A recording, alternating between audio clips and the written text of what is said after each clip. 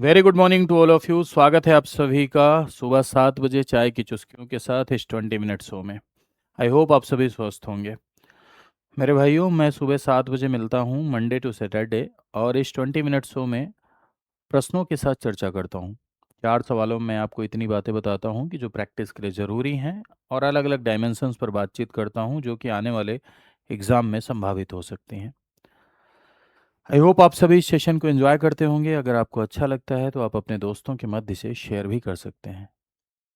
मेरी जिम्मेदारी है कि मैं आपको 4 सवालों के माध्यम से ढेर सारी बातें बताऊं, और आपसे भी मैं ये अपेक्षा रखता हूं कि आप इसे अपने दोस्तों के मध्य शेयर करें। यदि आप बीओ के लिए प्रिपेयर करते हैं, आरओ के लिए प्रिपेयर करते हैं, या यूपी पीसीएस की तैयारी कर रहे हैं, तो ये सेशन आपके लिए इम्पोर्टेंट है। ठीक है। पहला लिखा हुआ, कंसीडर द फॉलोइंग स्टेटमेंट। निम्नलिखित कथनों पर विचार कीजिए। Article 243 G deals with the power of panchayat. अनुच्छेद 243 जी पंचायत की शक्तियों से जुड़ा हुआ है। दूसरा लिखा हुआ है कि 11th schedule list subject for the panchayat. 11वीं अनुसूची पंचायत के विषय बताती है। तीसरा है panchayat are part of the state list, यानी पंचायतें राज्य सूची का विषय है। ठीक है। तो यहाँ पर सबसे पहले तो देखो, जो पहला है पंचायत की शक्तियों से जुड़ा हुआ आर्टिकल 243 जी, ये बिल्कुल सही लिखा हुआ है। पंचायत से रिलेटेड कुछ आर्टिकल मैं आपको और बता दे रहा हूँ जो इंपॉर्टेंट है, जो पूछे जाते हैं, जो सबसे ज़्यादा पूछे जाते हैं। जैसे 243 डी, ये पंचायतों में रिजर्वेशन से रिलेटेड है, आरक्षण से रिलेटेड है, इंपॉर्टेंट आर्टिकल है। 243 के, ये स्टेट इलेक्शन कमीशन की बात करता है। स्टेट इलेक्शन कमीशन को ये कॉन्स्टिट्यूशनल स्टेटस देता है, राज्य निर्वाचन आयोग। और 243 आई ये स्टेट फाइनेंस कमीशन यानी राज्य वित्त आयोग की बात करता है। यदि आप आरक्षण की बात करें तो पंचायतों में महिला आरक्षण 1/3 से कम नहीं होना चाहिए, अनिवार्य है ये। 1/3 से कम नहीं होगा, ये अनिवार्य है।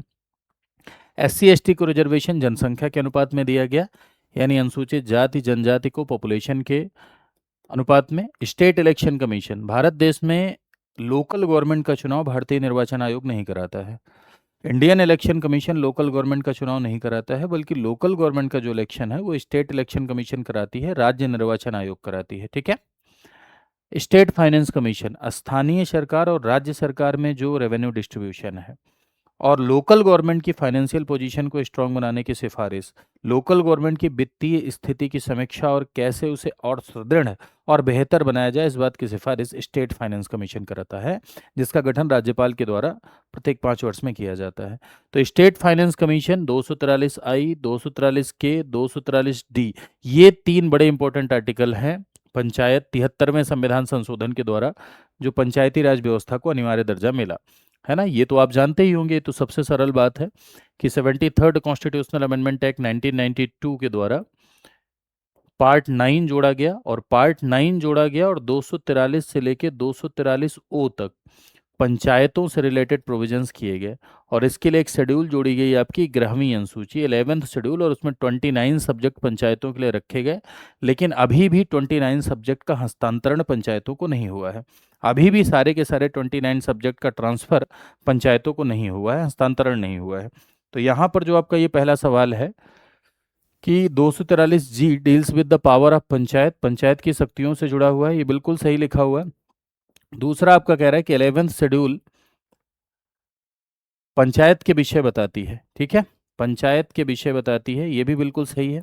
अगला, panchayat are part of the state list, पंचायतें राज्य सूची का भाग हैं, तो ये भी ठीक है कि पंचायतें राज्य सूची, आज भी पंचायतें प्रांतीय सूची का ही विषय हैं। ठीक है। तो फर्स्ट सेकंड थर्ड तीनों आपका सही हो जाएगा इसमें। ठीक है। नेक्स्ट पर आते हैं। Consider the following statement. निम्नलिखित कथनों पर विचार कीजिए। 7th constitutional amendment act 1956 reorganised states राज्यों का, सॉरी, रीऑर्गेनाइज्ड स्टेट्स, माफ कीजिएगा, स्टेटस यहाँ से उतनी दूर पर ना थोड़ा कम ही दिखता है, यहाँ आगे देखना पड़ता है। वही मैं भी सोचने लग गया था, हैं स्टेटस क्या होता है। तो भाई 7th constitutional amendment act state reorganisation से रिलेटेड है। सेकंड लिखा हुआ है कि इसने भाग ए भाग बी राज्यों का अंतर समाप्त किया। ये क्या है भाई, पार्ट ए पार्ट बी क्या है। It introduced Panchayati Raj system, इसने पंचायती राज प्रणाली शुरू की। 7th कॉन्स्टिट्यूशनल अमेंडमेंट से रिलेटेड सवाल है, 7वां संविधान संशोधन अधिनियम। ठीक है। तो देखो, स्टेट रीऑर्गेनाइजेशन से रिलेटेड बातचीत है, तो मैं आपको थोड़ा सा समझाता हूँ, आप चीज़ें समझ जाएंगे। समझिए जरा सा। शुरुआत में यानी ओरिजिनल कॉन्स्टिट्यूशन में यदि आप देखेंगे, मूल संविधान में, तो ओरिजिनल कॉन्स्टिट्यूशन यानी मूल संविधान में राज्यों की स्थिति कैसी थी, सबसे पहले आप ये सोचिए। ठीक है, फिर सेवन्थ कॉन्स्टिट्यूशनल अमेंडमेंट पर आएंगे तो चीज़ें अपने आप आपको क्लियर हो जाएंगी। मूल संविधान में यदि आप राज्यों की स्थिति की बात करेंगे तो ओरिजिनल कॉन्स्टिट्यूशन में 4 भाग में राज्यों को रखा गया था। ठीक है, 4 भाग में 4 ग्रुप में, एक ए ग्रुप के राज्य थे। जो ब्रिटिश प्रोविंस हुआ करते थे उनको ए ग्रुप में डाल दिया गया था। ठीक है, बी ग्रुप, जो बड़ी रियासतें थी उनको बी ग्रुप में, जो छोटी रियासतें थी उनको डी सी ग्रुप में, और जो अंडमान निकोबार था आपका, अंडमान निकोबार, ये आपका डी ग्रुप में था। ठीक है, ये संविधान का पार्ट 6 था, संविधान का भाग 6 जिसमें ए ग्रुप, भाग 7 जिसमें बी ग्रुप, भाग 8 जिसमें सी ग्रुप, और भाग 9 संविधान का जिसमें डी ग्रुप। ये आज की सिचुएशन नहीं है, ये जब कॉन्स्टिट्यूशन बना तब की स्थिति है। किस आधार पर ऐसा किया गया? तो शुरुआत में जो राज्यों को अलग अलग ग्रुप में बांट के रखा गया था, ये ज्योग्राफिकल कन्वीनियंस के आधार पर ऐसा किया गया था, प्लस एडमिनिस्ट्रेटिव कन्वीनियंस के आधार पर। मतलब भाई, मतलब भौगोलिक सुविधा के आधार पर, और भौगोलिक सुविधा के साथ साथ मेरे भाई प्रशासनिक सुविधा के आधार पर। भौगोलिक सुविधा के आधार पर और प्रशासनिक सुविधा के आधार पर ऐसा किया गया कि 4 ग्रुप बनाए गए। ब्रिटिश प्रांत ए ग्रुप भाग 6, बड़ी रियासत बी ग्रुप भाग 7, छोटी रियासत सी ग्रुप भाग 8, और डी ग्रुप। लेकिन उस समय हमारे संविधान निर्माता इस बात को लेकर आश्वस्त थे कि ये जो क्लासिफिकेशन है ये पूर्णतः तार्किक नहीं है, आज नहीं तो कल इसका रीऑर्गेनाइजेशन होना है। और रीऑर्गेनाइजेशन को एग्जीक्यूट करने में सबसे पहला कदम हुआ सेवेंथ कॉन्स्टिट्यूशनल अमेंडमेंट एक्ट का। 7वां संविधान संशोधन अधिनियम आया। सेवेंथ कॉन्स्टिट्यूशनल अमेंडमेंट एक्ट के द्वारा ये जो ग्रुप है, ये ग्रुप पूरी तरीके से समाप्त कर दिया गया। ठीक है, ये ग्रुप समाप्त कर दिया गया और एक कानून बनाया गया जिसका नाम हुआ स्टेट रीऑर्गेनाइजेशन एक्ट, राज्य पुनर्गठन अधिनियम। और इसके तहत 14 राज्य और 6, माफ कीजिएगा, 14 राज्य और 6 केंद्र शासित प्रदेश बनाए गए। और 14 राज्य आज 28 हैं और केंद्र शासित प्रदेश आज क्या है? 8 है। ठीक है, सवाल पर आइए। सेवेंथ कॉन्स्टिट्यूशनल अमेंडमेंट एक्ट 1956 ने राज्यों का पुनर्गठन किया। और क्या सवाल बनता है सेवेंथ से? सेवेंथ से एक राज्यपाल के पास एक से अधिक राज्यों का प्रभार हो सकता है। कौन सा अमेंडमेंट? Seventh amendment. एक हाईकोर्ट के पास एक से अधिक राज्यों का चार्ज हो सकता है। कौन सा अमेंडमेंट? Seventh amendment. रीऑर्गेनाइजेशन से रिलेटेड अमेंडमेंट? सेवेंथ। राज्यों का 4 ग्रुप समाप्त किया? सेवेंथ। इसने भाग ए भाग बी का अंतर समाप्त किया, ठीक लिखा हुआ है। पंचायती राज सिस्टम को इंट्रोड्यूस किया? नहीं, पंचायती राज सिस्टम को सेवेंथ अमेंडमेंट के द्वारा नहीं इंट्रोड्यूस किया गया था, इसे किया गया था 73rd कॉन्स्टिट्यूशनल अमेंडमेंट एक्ट 1992 और लागू हुआ 24 अप्रैल 1993। सो 24 अप्रैल को पंचायत डे मनाया जाता है, यानी 24 अप्रैल को पंचायत दिवस मनाया जाता है। ठीक है, आंसर हो जाएगा फर्स्ट एंड सेकेंड। नेक्स्ट पर आते हैं। कंसीडर द फॉलोइंग स्टेटमेंट, निम्नलिखित कथनों पर विचार कीजिए। 61st constitutional amendment act reduced voting age to 18 years. 61वें संविधान संशोधन के द्वारा मतदान की आयु को 21 से 18 किया गया। इसने 326 में संशोधन किया और it applies only to the Lok Sabha election. ये केवल लोकसभा चुनावों पर लागू होता है, केवल लोकसभा के इलेक्शन पर लागू होता है। देखो ओनली लिखा है, कजरौटा कॉन्सेप्ट याद है ना, कि कॉन्स्टिट्यूशन के सवालों में कहीं ओनली लिखा हुआ हो, कहीं पीपल लिखा हुआ हो, कहीं सिटीजन लिखा हुआ हो, कहीं कॉन्स्टिट्यूशन लिखा हुआ हो, तो वहाँ आंखें बड़ी बड़ी करके देखनी है। आंखें बड़ी बड़ी करके देखनी है, इसे कजरौटा कॉन्सेप्ट मैं कहता हूँ। आंखें बड़ी बड़ी करके इसलिए देखनी नहीं है क्योंकि वहाँ पर ट्रैप होने की संभावनाएं होती हैं, वहाँ पर जाल होने की संभावनाएं होती हैं। क्या होती हैं? हाँ, ट्रैप होने की संभावनाएं होती हैं, जाल होने की संभावनाएं होती हैं, इसलिए आंखें बड़ी बड़ी करके देखनी है। राइट, चलो तो समझते हैं जरा सा कि यदि आप 61 कॉन्स्टिट्यूशनल अमेंडमेंट एक्ट की बात करें तो हमारे भारत देश में अनुच्छेद 326 आर्टिकल 326 ऑफ द कॉन्स्टिट्यूशन, ये universal adult franchise, this is the feature of the Indian constitution, इसका सोर्स है ये। भारत देश में सार्वभौमिक वयस्क मताधिकार है। सार्वभौमिक वयस्क मताधिकार का मतलब ये होता है कि एक उम्र सीमा जिसे वयस्कता कहते हैं उसको प्राप्त कर लेने के बाद जब वोट देने का अधिकार मिल जाता है तो दैट इज कॉल्ड सार्वभौमिक वयस्क मताधिकार। एक होता है लिमिटेड फ्रेंचाइज। लिमिटेड फ्रेंचाइज का मतलब होता है मेरे भाई सीमित मताधिकार। जब जैसे मान लो कोई आदमी टैक्स देता है या कोई पढ़ा लिखा है, ठीक है, ऐसे ही लोगों को मत देने का अधिकार मिले, सिर्फ पुरुषों को मिले, महिलाओं को न मिले, यानी लिमिटेड वे में मिले, तो उसे हम सीमित मताधिकार कहते हैं। सीमित मताधिकार यानी लिमिटेड फ्रेंचाइज। और दूसरा, जब सभी वयस्कों को वोट देने का अधिकार मिल जाए, जितने भी एडल्ट हैं सभी वयस्कों को जब वोट देने का अधिकार मिल जाता है तो उसे हम सार्वभौमिक वयस्क मताधिकार कहते हैं। सार्वभौमिक वयस्क मताधिकार यानी यूनिवर्सल एडल्ट फ्रेंचाइज कहते हैं। क्लियर बात? तो यूनिवर्सल एडल्ट फ्रेंचाइज हमारे भारत देश में अनुच्छेद 326 के तहत मिला है। लोकसभा के चुनाव में और विधानसभा के चुनाव में वोट देने का अधिकार आपका लीगल राइट है, क्योंकि रिप्रेजेंटेशन ऑफ पीपल एक्ट के तहत अधिकार मिलता है। और अनुच्छेद 326 इस बात को फिक्स करता है कि यूनिवर्सल एडल्ट फ्रेंचाइज होगा, यानी सार्वभौमिक वयस्क मताधिकार होगा। अब सवाल यह है कि वयस्कता की उम्र क्या है? तो पहले ये 21 वर्ष थी, लेकिन 61वें संविधान संशोधन के द्वारा, जो कि लागू हुआ आपका मार्च 1989 में लागू किया गया इसको, 61वें संविधान संशोधन के द्वारा ये 18 वर्ष कर दी गई। ठीक है, यानी वयस्क मताधिकार की उम्र 18 वर्ष। अभी 18 साल के ऊपर का प्रत्येक व्यक्ति वयस्क है, और जो वयस्क है उसे वोट देने का अधिकार है लोकसभा के भी चुनाव में और विधानसभा के भी चुनाव में। तो यहाँ लिखा हुआ है कि 61वें संविधान संशोधन ने मतदान किया 18 वर्ष की। 326 में संशोधन हुआ, ठीक है।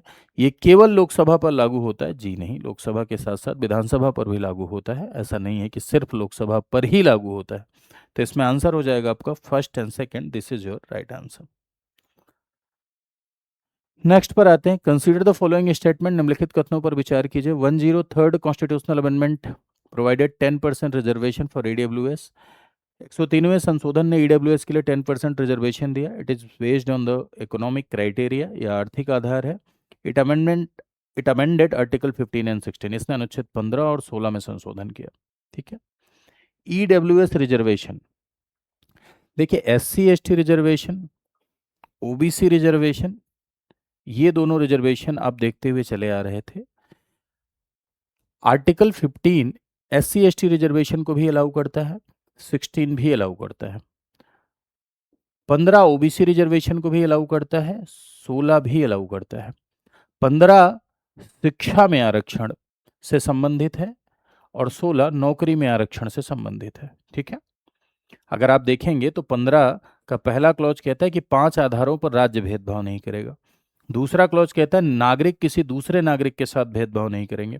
तीसरा कह रहा है कि महिलाओं और बच्चों के साथ भेदभाव हो सकता है क्योंकि उनकी परिस्थितियां अलग हैं, तो उनके लिए विशेष प्रावधान, विशेष कानून, उनके लिए विशेष एक्ट, विशेष सुविधा या आरक्षण हो सकता है। ठीक है। चौथा क्लॉज कहता है कि जो लोग अनुसूचित जाति जनजाति के हैं, सामाजिक पिछड़े हैं, शैक्षिक पिछड़े हैं, उनके लिए सरकारी शिक्षण संस्थाओं में, educational institution, government educational institution में रिजर्वेशन का प्रोविजन किया जा सकता है।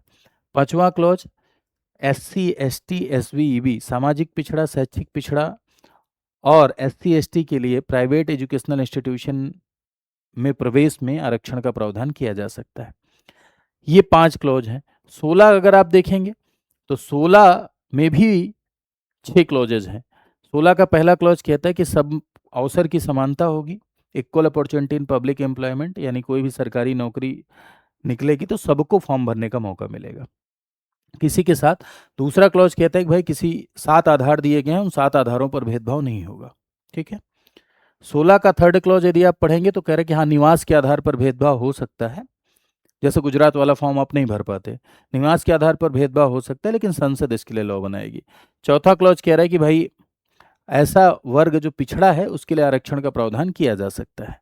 पांचवा, धर्म के आधार पर भी भेदभाव हो सकता है अगर कोई नियुक्ति धार्मिक है तो। अब यहाँ 5 क्लास 16 के ये नौकरी में आरक्षण से रिजर्वेशन, नौकरी में रिजर्वेशन से रिलेटेड है, इसके एक्सेप्शन 16 के अपवाद, और 15 के अपवाद शिक्षा में रिजर्वेशन से रिलेटेड है। अब इस 103वें संविधान संशोधन अधिनियम के द्वारा 15 का छठा क्लॉज जोड़ा गया।